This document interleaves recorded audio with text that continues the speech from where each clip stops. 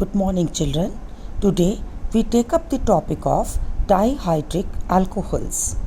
Compounds containing two hydroxyl groups attached to different carbon atoms are known as dihydric alcohols. For example, we have ethane diol and propane 1,2-diol. Now let us take up the method for the nomenclature.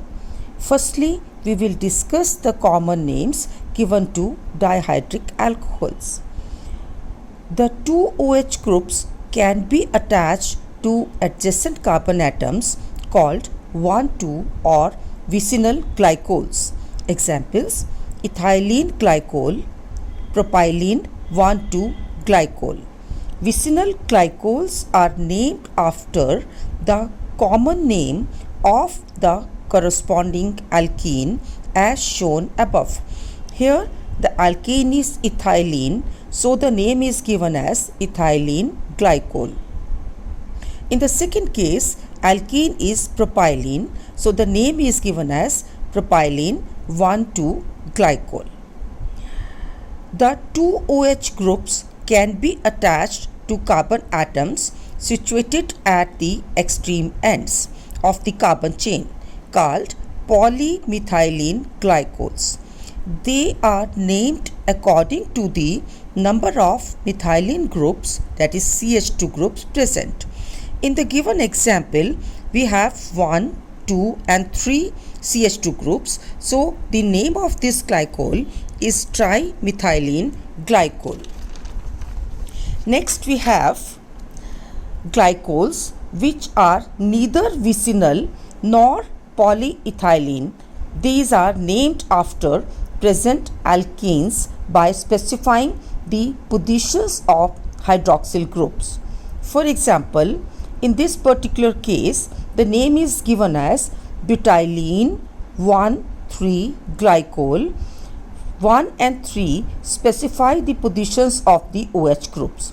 These two OH groups are attached to carbon atom number 1 and carbon atom number 3.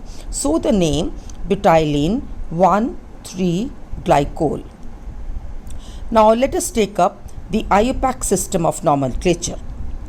All dihydric alcohols are named as diols of parent alkenes. The longest straight chain of carbon atoms is selected, which must include the two carbons which carrying the OH groups, and the name of corresponding hydrocarbon is written. The chain is numbered from the end, which gives the lowest possible number to the carbon carrying the first OH group. The suffix diol is added to the name of the parent hydrocarbon along with the position of the OH groups. The names of the side chains and other substituents, if any, are prefixed before the name of the diol along with their positions in alphabetical order. Few examples are given here: ethane 1,2-diol, propane 1,3-diol. 1,3 means position of the OH groups. 2,3-dimethyl butane 2,3-diol.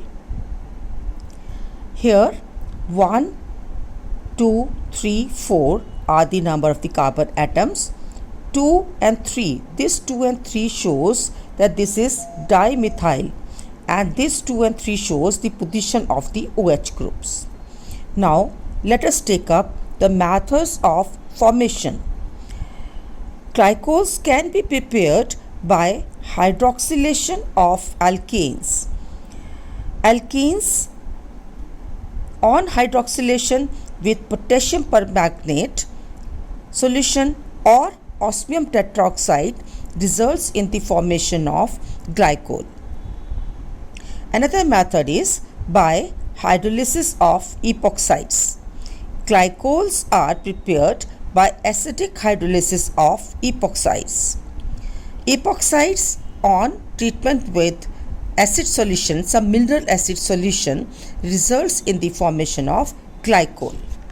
The next method for the preparation of glycol is by the reduction of dicarbonyl compounds. For example, passing hydrogen gas through butane 1,4-diol in presence of metal catalyst like nickel yields us butane 1,4-diol.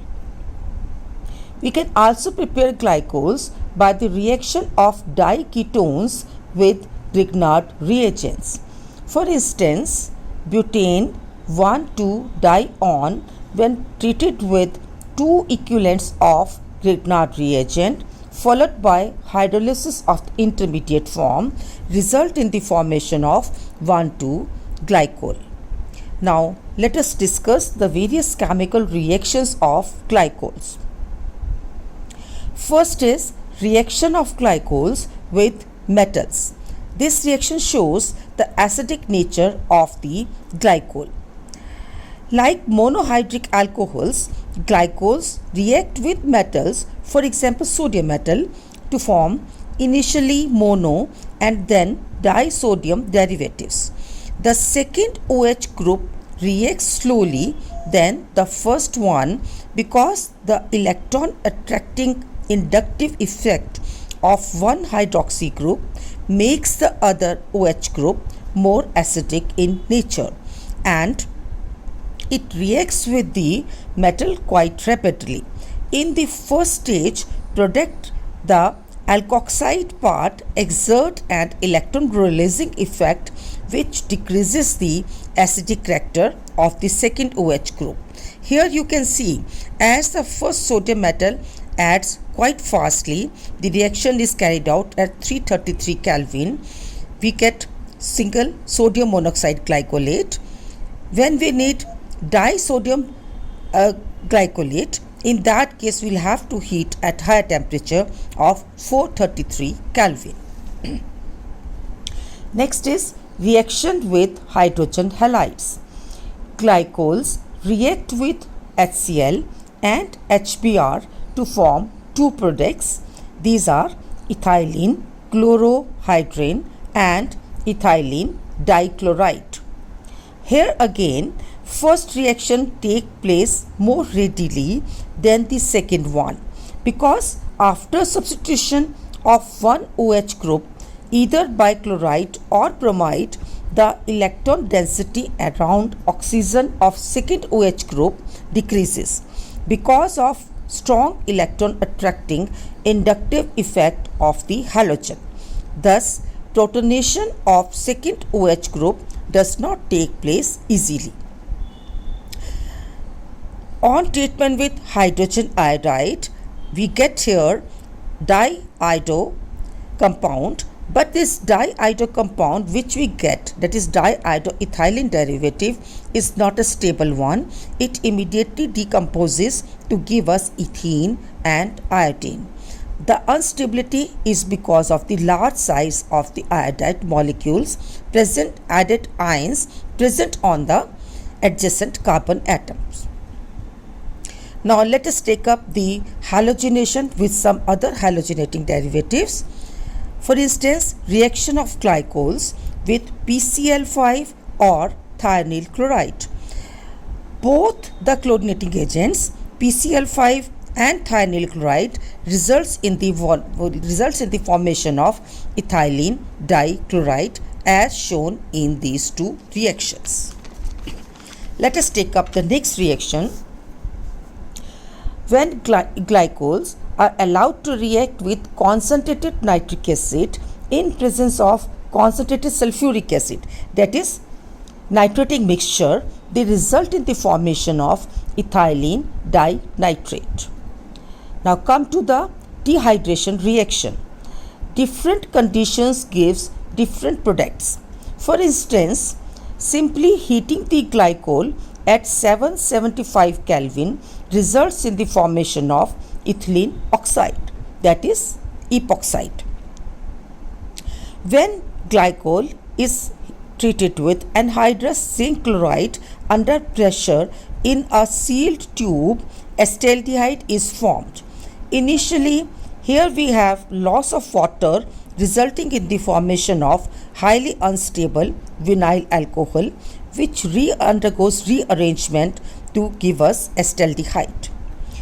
Third condition is when this is distilled with concentrated sulfuric acid, we get here dioxane. So two molecules of glycols undergoes dehydration in presence of concentrated sulfuric acid, resulting in the removal of two molecules of water, and we get here dioxane. Next we have the reaction of glycol with carbonyl compounds. Glycols, when react with aldehydes, result in the formation of cyclic acetal, and when they react with ketones, they result in the formation of cyclic ketones. Next is reaction of glycols with organic acids. Mono or diesters are formed depending upon the relative amounts of glycol and the acid. If we are using one equivalent of glycol and one equivalent of acid, for instance acetic acid, we get glycol monoacetate. If we use another equivalent of acetic acid, we get glycol diacetate. So by using one equivalent of glycol and one equivalent of acetic acid, one gets glycol monoacetate, or using one equivalent of glycol but two equivalents of acetic acid, one gets glycol diacetate. Next is the oxidation reaction of glycols. In general, the oxidation may be shown as follow. Normally, we carry out this reaction with concentrated nitric acid.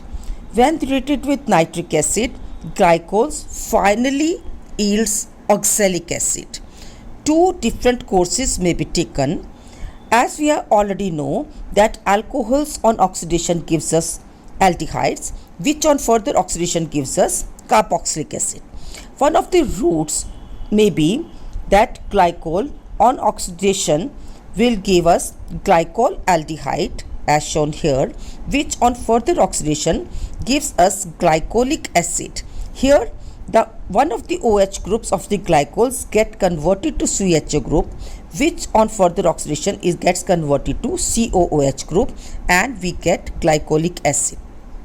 Now in the glycolic acid we still have a OH group that on oxidation gives us glyoxalic acid, which on further oxidation gives us oxalic acid.